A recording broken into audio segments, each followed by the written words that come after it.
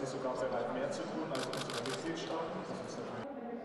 First of all, I give every year high priority to spend in the least 3 or maybe sometimes 4 days here in Berlin for the Green Week. Welche Herausforderungen sehen Sie denn als die größten jetzt für ländliche Räume und für die Landwirtschaft aus Sicht der EU? 42% von der Fläche Europa ist alles Agrarraum. Also das ist eine sehr wichtige Fläche. Und es ist natürlich sehr wichtig, dass wir da Bauern haben, um diese Fläche zu pflegen. Und die brauchen auch Einkommen und dafür setzen wir uns ein, um sicher zu sein, dass da die Bauern bleiben, um auch nicht nur zu produzieren, aber auch unseren ländlichen Raum zu pflegen.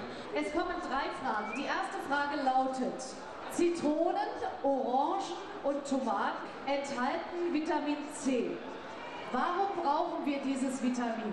Weil es unsere Zähne weißer macht, weil es unsere Abwehrkräfte stärkt, weil unsere Beine dadurch länger werden. Welche Mannschaft war zuerst? Ihr war zuerst, ja?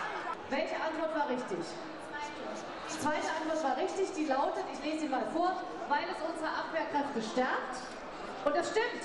Bruno tritt und macht jetzt die Mixtur. Jawohl, Bruno, los geht's. Los geht's. Los geht's. Oh, das ist richtig schwere Arbeit.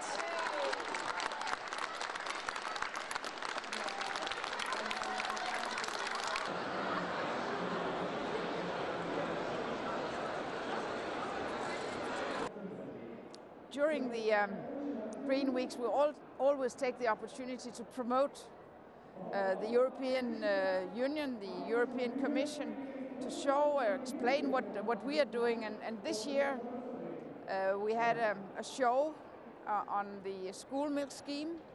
It's called Drink It Up. We did it together with lots of young people. We have our fruit and vegetable school fruit scheme, which we connected in the same performance together with the Dutch Agricultural Minister Gerda Verburg, with Uhlenberg, the Agricultural Minister from Nordrhein-Westfalen. So it's a very good opportunity to have an audience and to explain a bit about the European Commission. Ja, okay. Es wird fotografiert, wie verrückt. Wie sich das der Internationalen Grünwoche 2009 hier am Stand der Europäischen Union